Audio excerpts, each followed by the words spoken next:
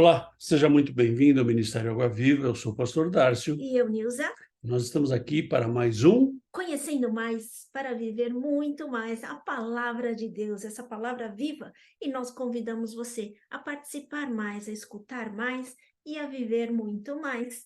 Seja bem-vindo! É isso aí, é isso aí.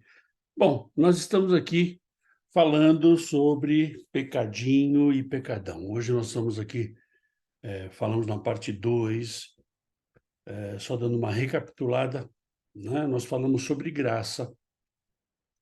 Se você perdeu, a parte 1 está aqui no YouTube, você pode assistir lá, e a parte 2 também está no YouTube. Essa aqui é a parte 3. Falamos sobre a graça do Senhor, falamos sobre perdão, falamos sobre o perdão de Deus, né? O que é o perdão de Deus, né? E o que é o perdão do homem, né? Então, nós vimos aqui que para o perdão de Deus você necessita do arrependimento, de crer em Jesus e confessar os seus pecados. E falamos também do perdão do homem, o perdão humano, que é o perdão que você e eu temos que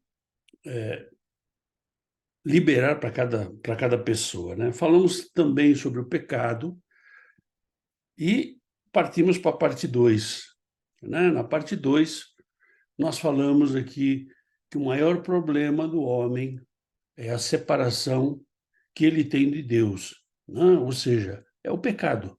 O pecado faz a grande separação do homem de Deus. Então,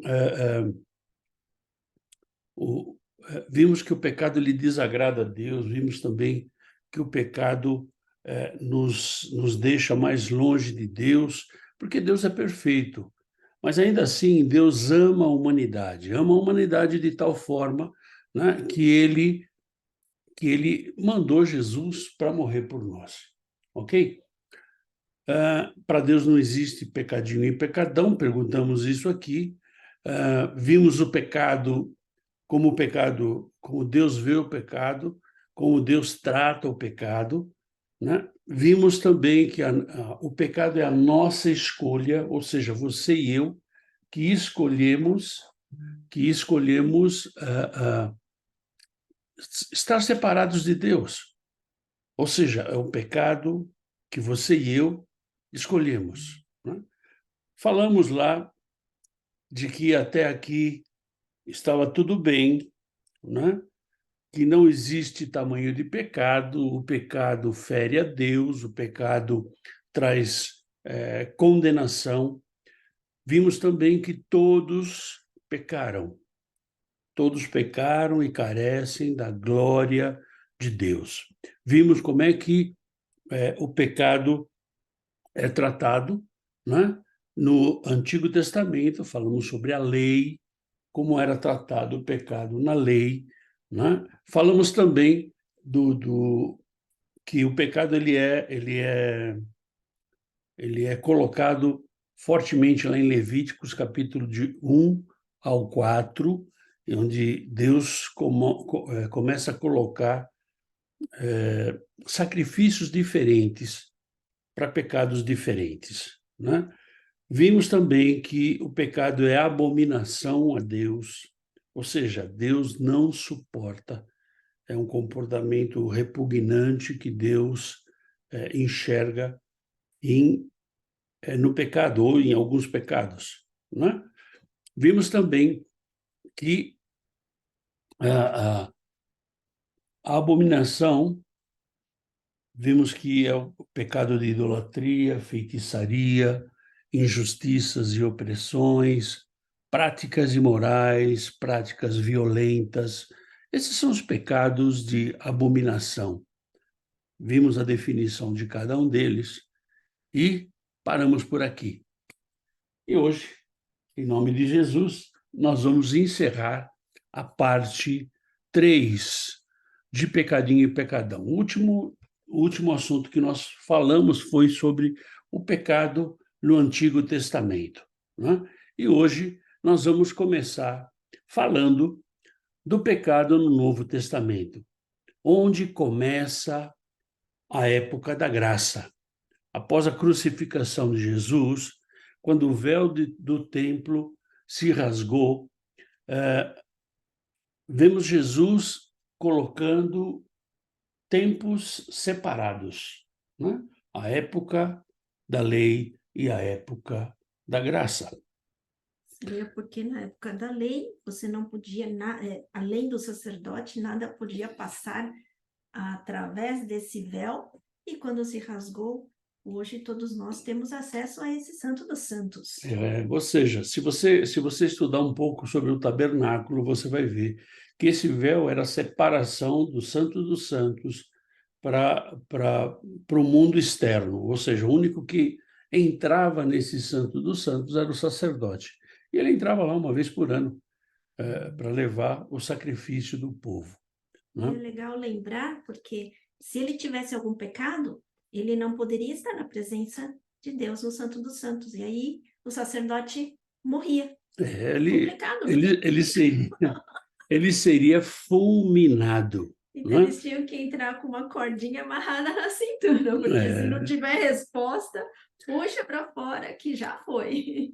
Nós vemos Jesus fazendo a diferenciação de pecado em maior ou menor tamanho quando ele se encontra com Pilatos. Abra sua Bíblia lá, em João capítulo 19, versículo 11. Respondeu Jesus: Nenhuma autoridade teria sobre mim se de cima não te fosse dada. Por isso, quem me entregou a ti, maior pecado tem. Aqui Jesus fala de maior pecado tem. Opa, aí nós começamos a pensar se existe realmente essa diferenciação de pecadinho e pecadão. Ou seja, os acusadores de Jesus, que foram os religiosos, conhecedores da lei, tinham um pecado muito maior do que o de Pilatos, pois fecharam seus olhos para as profecias, para os sinais e para a lei de Deus, e cometeram grave injustiça. E essa injustiça foi contra Jesus. Conforme Levíticos, eles teriam um pecado maior. O conhecimento das leis e dos mandamentos de Deus também nos condenarão. Então, lembra que a época da graça ainda não tinha acontecido, porque Jesus estava vivo. A graça começa quando o véu do templo é rasgado. O véu do templo é rasgado quando Jesus finalmente é crucificado e morto. Pilatos não reconhece, Pilatos não conhecedor profundo da lei de Deus, foi covarde em seu julgamento. Pecou, mas tinha um pecado menor do que daqueles que entregaram a Jesus. Veja bem, quando você tem o conhecimento e ainda você erra porque você tem, ainda tendo conhecimento, esse pecado ele é mais grave. Por quê? Porque você conhecia. Então, se você conhece e ainda faz errado, isso é um pecado grande. Ah, pastor, então você está dizendo que tem pecadinho e pecadão? Não, estou dizendo que existem consequências diferentes de pecado. Então, uma mentira, ela pode ter uma consequência menor quando eu não conheço a palavra de Deus, e ela pode ter uma consequência maior, a mesma mentira, eu conhecendo a palavra de Deus. Então, quando você conhece a palavra, a coisa começa a ficar um pouquinho mais delicada. Por quê? Porque a consequência ela começa a ser diferente, porque você já tem o conhecimento. Então você está pecando com conhecimento. Mas nessa época, se Jesus vivia, quer dizer que valia a lei.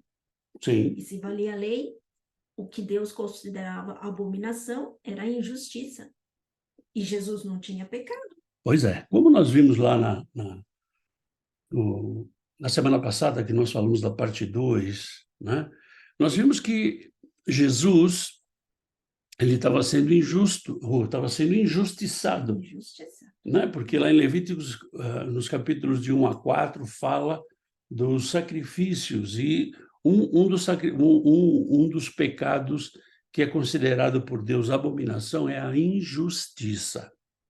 Quer ver? Abra sua Bíblia aí, em Mateus, capítulo 12, versículos 31 e 33, a 32. Por isso vos declaro, todo pecado e blasfêmia serão perdoados aos homens, mas a blasfêmia contra o Espírito não será perdoada. Se alguém proferir alguma palavra contra o Filho do Homem, ser-lhe-á isso perdoado. Mas, se alguém falar com o Espírito Santo, não lhe será isso perdoado, nem neste mundo, nem no porvir.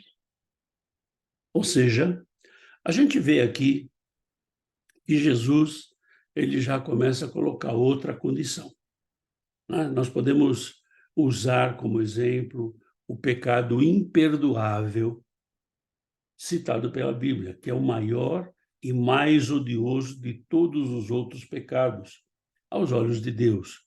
O pecado que não tem perdão, que é o pecado contra o Espírito Santo. A compreensão geral é que o pecado contra o Espírito Santo é um pecado grave, caracterizado pela blasfêmia ou pela rejeição consciente e persistente do Espírito Santo e de sua obra divina na tua vida e na minha vida.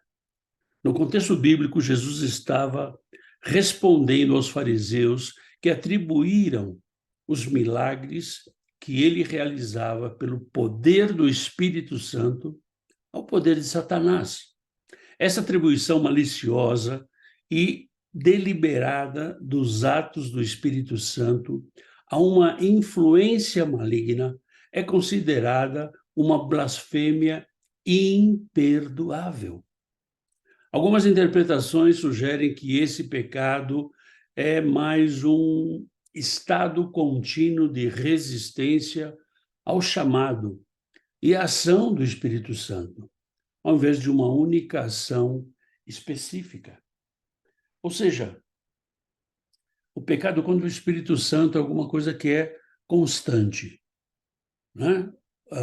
Se você lê todo esse capítulo 12 aí do livro de Mateus, você vai ver que os escribas e fariseus estão dizendo que os milagres que Jesus fazia na época, né, era obra do próprio Satanás, de Beelzebub, né?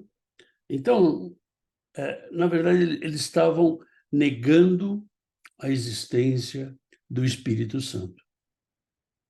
Quando você e eu negamos essa existência, quando você e eu simplesmente não queremos saber, rejeitamos o Espírito Santo, isso é um pecado grave. Por quê? Porque Jesus, quando ele subiu aos céus, ele diz assim, olha, eu vou mandar para vocês o Consolador. É a mesma coisa de você rejeitar o consolo de Deus para a tua vida e para a minha vida. E quando a gente faz isso, na verdade, nós estamos rejeitando não só o Espírito Santo, mas toda a Trindade. Estamos rejeitando toda a criação de Deus. Estamos rejeitando toda o amor que Deus tem para conosco, mandando Jesus para morrer por nós. Ou seja, quando nós continuamente negamos a ação do Espírito Santo, nós estamos cometendo um pecado grave. Veja lá em 1 de João, capítulo 5, versículo 16. Se alguém vir a seu irmão cometer pecado, não para a morte, pedirá, e Deus lhe dará vida. Aos que não pecam para a morte. Há pecado para a morte, e por esse não digo que rogue. Ou seja, aqui Jesus já coloca um outro conceito. Essa passagem é um pouco complexa e tem sido interpretada de diferentes maneiras pelos estudiosos da Bíblia. Ao longo dos séculos, muitas interpretações têm sido dadas para esse texto. Não existe um consenso absoluto sobre o significado exato do pecado para a morte, mencionado por Jesus, né, nesse versículo. Uma interpretação mais aceita é que o pecado para a morte se refere a um pecado persistente, que leva à morte espiritual e à eterna separação de Deus. Alguns sugerem que pode estar relacionado à apostasia deliberada ou à rejeição total da fé em Jesus Cristo. Esse pecado para a morte, apesar de todos os estudos que têm sido feitos, a grande liberdade que Deus nos dá é de você buscar do Espírito Santo a revelação por determinados temas, por determinados termos ou por determinados assuntos. Então eu vejo aqui, se você me pergunta, pastor, qual é a tua opinião sobre esse pecado da morte? O pecado para a morte, Jesus nunca falou da morte física, e sempre falou da morte espiritual. Eu vejo que é a morte espiritual.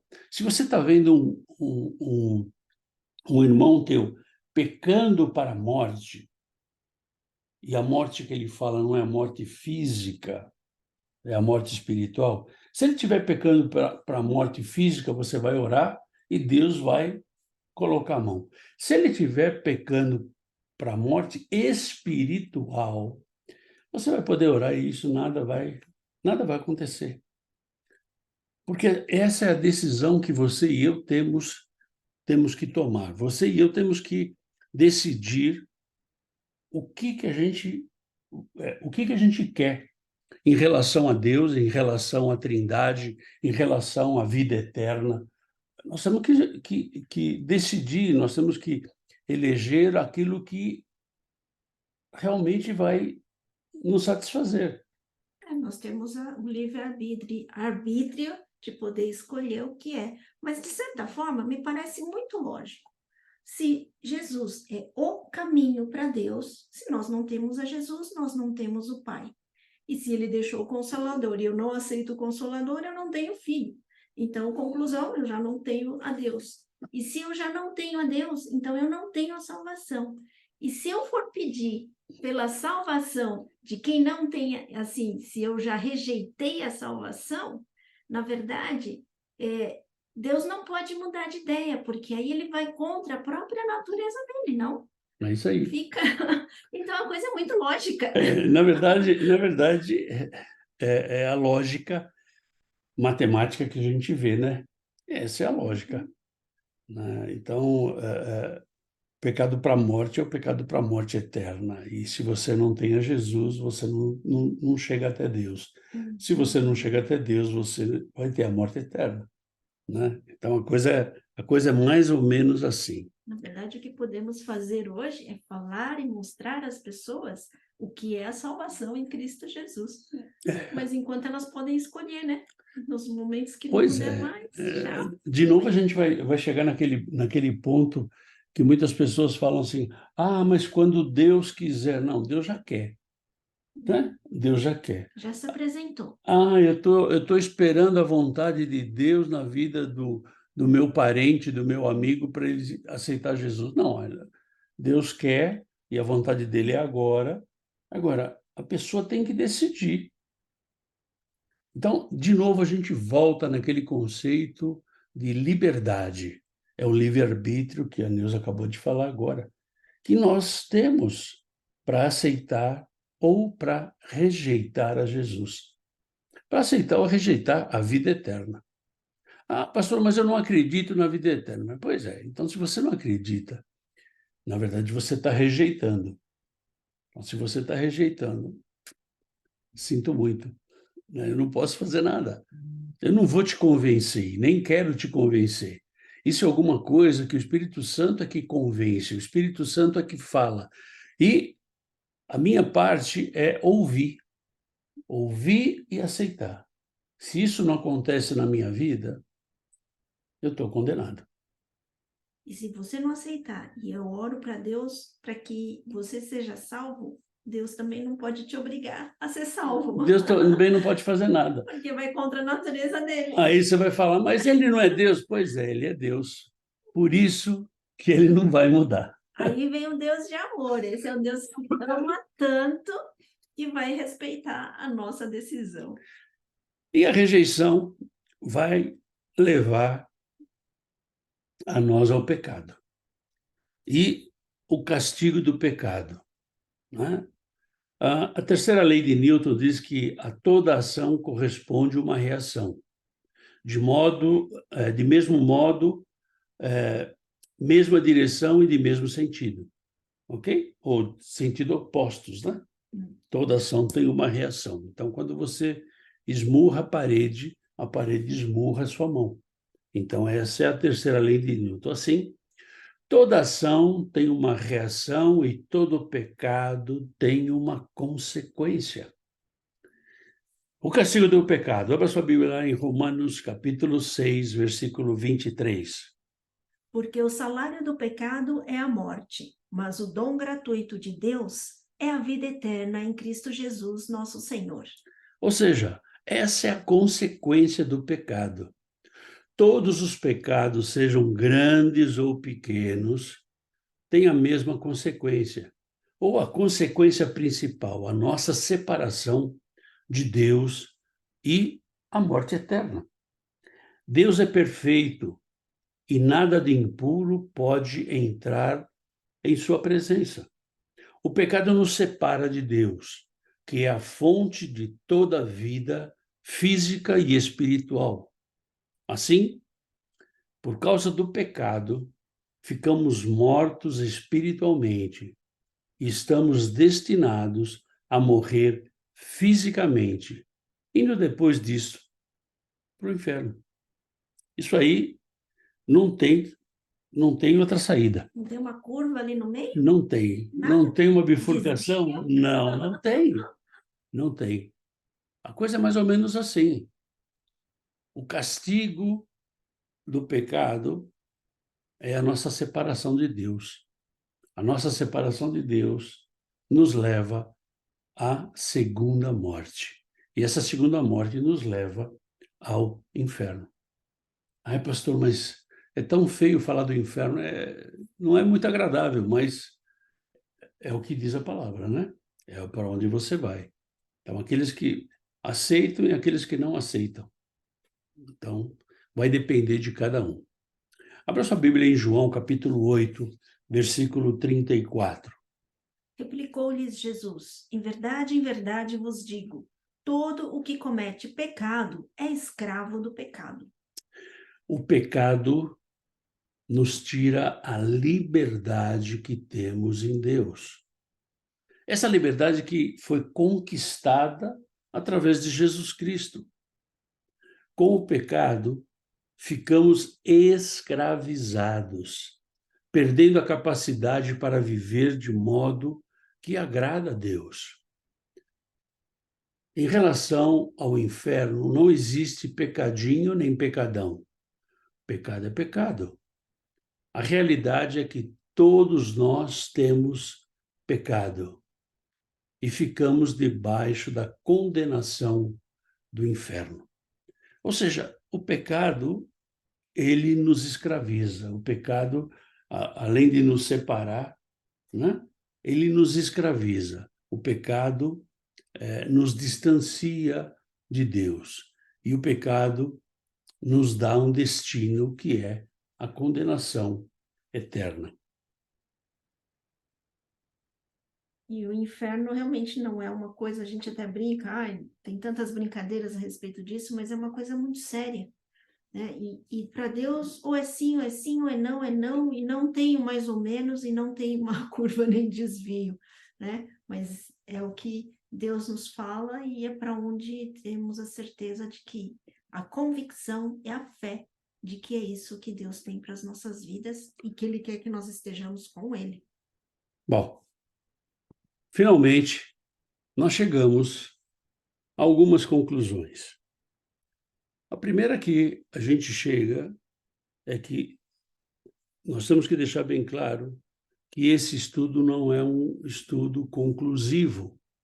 Ou seja, podemos voltar a falar desse tema em outras oportunidades, com outras perspectivas, ou conforme aquilo que Deus revelar para nós, né? Esse é o mistério da palavra viva. Esse é o Cada mistério. vez que vemos, estudamos, destrinchamos o quanto Deus se revela e fala para o nosso coração. O outro é que, a princípio, esse estudo te deu uma base para que você e eu possamos tirar as nossas próprias conclusões à luz da palavra de Deus e a orientação do Espírito Santo, não permitindo que nenhum assunto te afaste da direção de Deus, te afaste do foco que é a cruz. Creio que o mais importante não é o tamanho do pecado, e sim o tamanho do perdão, o tamanho da graça e o tamanho do amor de Deus por nossa vida, os livramentos que Deus nos dá. Vimos que existem diferenças entre a lei e a graça. Na lei, havia sido estipulado o tamanho de pecado e o tamanho do sacrifício a ser dado. Ou seja, na graça, vemos que os pecados possuem consequências diferentes em todas as situações, mas também vemos que existem pecados específicos, que existem consequências muito mais sérias, como o pecado contra o Espírito Santo. Ou seja, consequências diferentes para pecados diferentes. Não é? As consequências, elas vão se avolumar conforme o pecado, conforme o teu conhecimento desse pecado. Também vimos que existem pecados que são abominação para Deus. Como cristãos, devemos manter nosso foco na cruz de Cristo e seguir nosso processo. Um processo que é diário, processo de transformação, para estarmos cada vez mais próximos de Deus e longe do pecado, e para ter a garantia da vida eterna com Deus. Sempre lembrando que o pecado é alguma coisa abominável, o pecado é alguma coisa que foi criado, né, pelo inferno para fazer a separação do homem com Deus. É esse pecado que nos afasta do Senhor. Veja o que Jesus nos diz lá em 1 de João, capítulo 1, versículo 9. Se confessarmos os nossos pecados, Ele é fiel e justo para nos perdoar os pecados e nos purificar de toda injustiça. Ele é fiel e justo, ou seja, Deus te ama, Deus te perdoa, mas tem que haver arrependimento, tem que haver entrega da tua vida para Jesus, tem que haver pedido de perdão. Deus te ama, Ele quer fazer alguma coisa diferente na minha vida e na tua vida. Deus é um Deus de propósito. Não importa o tamanho do seu pecado, mas o que importa mesmo é o propósito que Deus tem na tua vida, em nome de Jesus. Amém? Te espero na próxima quinta-feira, onde nós vamos ter mais um estudo bíblico, e só Deus sabe qual vai ser, né? Porque a gente não sabe ainda. E te convidamos para que você esteja conosco na próxima quinta-feira, ou no domingo, que a gente vai ter o quê? Culto da família. É isso, Você é o nosso convidado. o culto da família. E você realmente é o nosso convidado. Vem aí com a tua família e vamos juntos juntos buscar dentro da palavra de Deus qual é a direção que Deus tem para mim e para você. O que Ele quer falar com você e comigo? Qual é o propósito? Porque Deus é um Deus de propósito. Amém? Que Deus te abençoe, que Deus te guarde. Tenha um final de semana aí maravilhoso, cheio da força, da unção e do poder do Senhor, em nome de Jesus. Fica na paz. Tchau, tchau.